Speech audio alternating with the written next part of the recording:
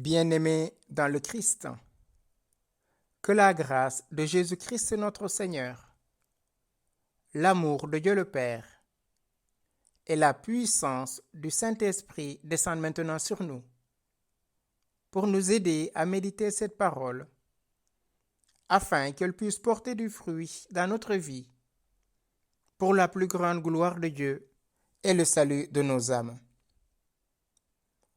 En ce dimanche où nous célébrons la Trinité bienheureuse, j'aimerais méditer avec vous l'Évangile de Jésus-Christ selon Saint Jean, au chapitre 16, du verset 12 au verset 15. En ce temps-là, Jésus disait à ses disciples, « J'ai encore beaucoup de choses à vous dire, mais pour l'instant, vous ne pouvez pas les porter. Quand il viendra, lui, l'Esprit de vérité, il vous conduira dans la vérité tout entière. En effet, ce qu'il dira ne viendra pas de lui-même, mais ce qu'il aura entendu, il le dira, et ce qui va venir, il vous le fera connaître. Lui me glorifiera, car il recevra ce qui vient de moi pour vous le faire connaître. Tout ce que possède le Père est à moi. Voilà pourquoi je vous ai dit, l'Esprit reçoit ce qui vient de moi, pour vous le faire connaître. » Bien-aimés dans le Christ, dimanche dernier, nous avions célébré le don de l'Esprit Saint sur les apôtres qui étaient au Cénacle. L'Esprit Saint est descendu sur eux sous la forme de langues de feu. Leur cœur s'est dilaté, leurs esprits sont apaisantis et leur langue s'est déliée pour proclamer les merveilles de Dieu. En ce dimanche où nous célébrons la Trinité bienheureuse, Jésus nous dit, « J'ai beaucoup de choses à vous dire. » Quelles sont les choses que Jésus a à nous dire aujourd'hui, frères et sœurs? Sinon, aimer et se laisser aimer. Le Père a tellement aimé le monde qu'il a envoyé son Fils dans le monde, non pas pour juger le monde, mais pour que le monde soit sauvé par lui. Jean, au chapitre 3, versets 16 à 17. Et le Fils a tellement aimé chacun de nous qu'il nous a dit, « Je ne vous laisserai pas orphelins. Je m'en vais et j'enverrai l'Esprit Saint. Et quand cet Esprit viendra, il vous conduira jusqu'à la vérité tout entière. » Les choses que Jésus nous apprenne, c'est ce qu'il a lui-même appris du Père. Parce que comme il nous le dit dans la parole de l'Évangile selon Saint Jean, « Tout ce que j'ai appris de mon Père, je vous l'ai fait connaître. » Et Jésus sait que son heure est venue de passer de ce monde vers son Père. Mais il ne veut pas nous laisser dans l'ignorance. Car tout ce qu'il a à nous apprendre, c'est-à-dire les mystères de Dieu, nous ne sommes pas en mesure de l'accueillir dans l'immédiateté. Cela réclame une intimité toujours plus grande. Vous ne pouvez pas porter ces vérités maintenant.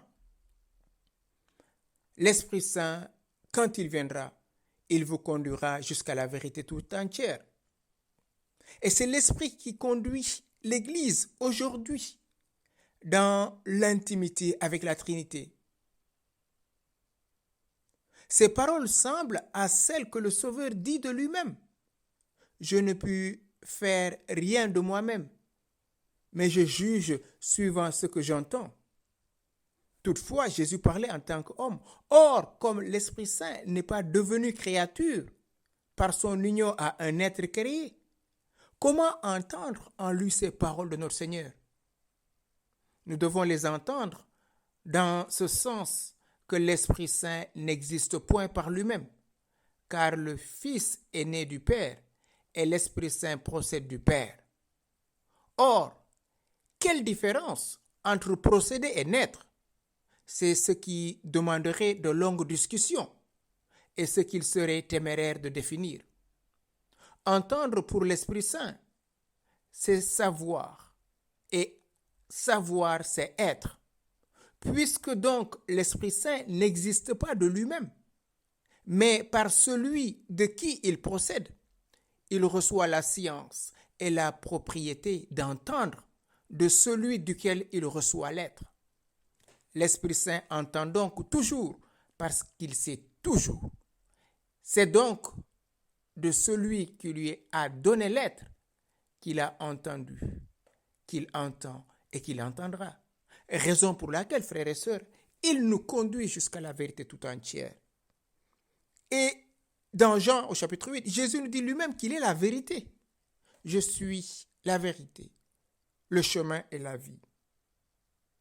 Autrement dit, tout ce que Jésus nous a enseigné à travers ses faits et gestes, à travers sa parole, va avoir une profondeur toujours plus grande par la puissance de l'Esprit Saint, qui est Dieu, qui reçoit même adoration, même gloire que le Père et le Fils. Quand il viendra, lui, l'Esprit de vérité, il vous conduira jusqu'à la vérité tout entière. Pourquoi Jésus participe de l'Esprit de vérité? Parce que le Saint-Esprit prendra tout ce qui est à Jésus pour nous le révéler. Or, tout ce qui est à Jésus est au Père. Il ne parlera pas de lui-même, c'est-à-dire dans sa volonté, mais dans la volonté du Père. Parce qu'il ne tire son existence que du Père. Car Jésus est sorti du Père. Et quand il dit, il ne parlera pas de lui-même, c'est-à-dire en parlant de l'Esprit Saint, il veut nous montrer que c'est de son Père et de lui-même qu'il a reçu d'être et de parler. Voilà l'œuvre de l'Esprit Saint. Et Saint Didyme nous dit, pour moi je dis la vérité, c'est-à-dire je lui inspire ce que je dis, car il est l'Esprit de vérité. La vérité, c'est l'adéquation entre ce qui est la réalité et ce qui est dit de cette réalité. Vous ne pouvez pas voir un chien et dire que c'est un chat. Il n'y a pas concordance entre les deux. Or, l'Esprit Saint procède du Père et du Fils. Lorsqu'il s'agit de la Trinité, il ne faut point entendre ces expressions, dire et parler, dans leur signification ordinaire, mais dans le sens qui seul peut convenir aux natures incorporelles, et surtout à la Trinité, qui inspire sa volonté dans le cœur des fidèles et de ceux qui sont dignes d'entendre sa voix. Pour le Père, parler, et pour le Fils, entendre, est le signe d'une entière égalité de nature, consubstantielle au Père, et d'une manière parfaite, unie, une unité de volonté. Quant à l'Esprit Saint, qui est l'Esprit de vérité, l'Esprit de sagesse, lorsque le Fils parle, on ne peut dire qu'il entend ce qu'il ne sait pas, puisqu'il est lui-même ce qui sort du Fils. La vérité qui procède de la vérité, parce que la vérité c'est Jésus lui-même. Et le Saint-Esprit parle tout ce que Jésus a dit, il nous le révèle.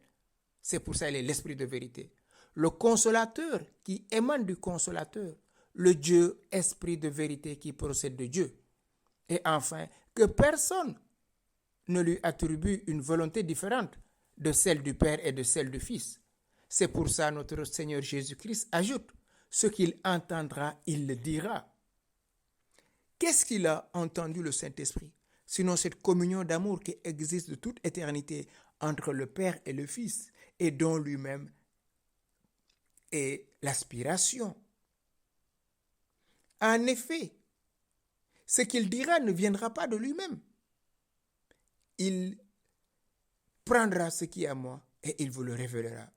Il vous le fera connaître. C'est-à-dire cette communion d'amour qui existe entre le Père, le Fils et le Saint-Esprit. Jésus veut que nous aussi nous entrions dans cette communion.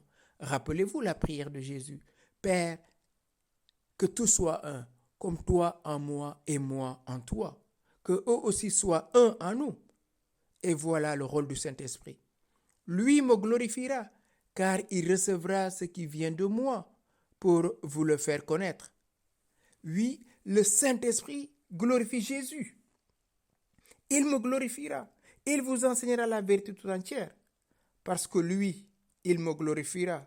Moi en qui existe toute la vérité. Moi, je suis le chemin, la vérité et la vie. Jean au chapitre 14, verset 6. Le Christ en qui se trouvent tous les trésors de la sagesse et de la science, comme nous le rappelle Colossiens au chapitre 2, verset 3. Oui, le Saint-Esprit glorifiera le Christ, c'est-à-dire il rendra claire la connaissance qu'on a de Jésus. Premièrement, en illuminant les disciples, car il était encore soumis à la chair et attaché au Christ selon la chair, c'est-à-dire selon la faiblesse de la nature humaine. Eux qui ne connaissaient pas la majesté de sa divinité, mais qui en furent rendus capables plus tard par le Saint-Esprit. C'est à nous que Dieu l'a révélé par son esprit, comme dira saint Paul dans la première lettre aux Corinthiens au chapitre 2, verset 10. Deuxièmement, le Saint-Esprit glorifiera Jésus en donnant aux disciples la hardiesse de l'annoncer clairement. Car auparavant, les disciples étaient craintifs. Rappelez-vous, ils étaient verrouillés au cénacle. Et ils n'osaient pas confesser publiquement le Christ. Mais une fois remplis du Saint-Esprit, la crainte a disparu dans leur cœur et ils annoncèrent le Christ aux hommes. Et Pierre, dans son discours, 3000 convertis. Lorsqu'il viendra comme un fleuve impétueux, le souffle du Seigneur agite, nous rappelle le livre d'Isaïe au chapitre 59, verset 19. Et troisièmement, le Saint-Esprit glorifiera Jésus en réalisant dans les apôtres et par eux les œuvres étonnantes. Tout cela, c'est l'unique et même esprit qui l'opère, répartissant ses dons à chacun, en particulier comme il le veut, nous rappelle saint Paul dans la première lettre aux Corinthiens au chapitre 12, à partir du verset 11, en parlant de la diversité des dons et des charismes. Voilà, frères et sœurs, 3 modalités dont le Saint-Esprit glorifie Jésus. Parce qu'il recevra de ce qui est à moi et il vous l'annoncera. Jésus donne les raisons de la glorification. Comment et pourquoi le Saint-Esprit le glorifie? C'est que le Fils est principe de l'Esprit Saint. Car tout ce qui est d'un autre manifeste ce à partir de quoi il est. Le Fils, en effet, manifeste le Père, parce qu'il est de lui. Donc, puisque l'Esprit Saint est du Fils, il lui appartient en propre de le glorifier. Le Seigneur dit donc, il me glorifiera, parce qu'il recevra de ce qui est à moi. Mais comprenons bien, chers frères et sœurs, ce n'est pas recevoir à la manière des créatures. Car dans la manière dont les créatures reçoivent, il y a 3 aspects, dont 2 n'existent pas dans les réalités divines. D'abord, chez nous les créatures, autre est ce qui reçoit, autre ce qui est reçu, et il n'en est pas ainsi dans la Trinité bienheureuse. Puisque les personnes divines, le Père, le Fils et le Saint-Esprit sont simples, et qu'en elles, il n'y a pas de telle chose ou de telle autre. Au contraire, l'Esprit Saint, quel que soit celui dont il reçoit toute sa substance, et de même aussi le Fils. Donc il est Dieu, vrai Dieu, et reçoit même adoration et même gloire que le Père et le Fils. Il recevra de ce qui est à moi, parce que tout ce qui est au Père est à moi, comme le dit Jésus. Tout ce qu'a le Père est à moi. Voilà pourquoi j'ai dit qu'il recevra de ce qui est à moi et il vous l'annoncera. L'Esprit recevra de ce qui est à Jésus, parce que tout ce qu'a le Père est à son Fils.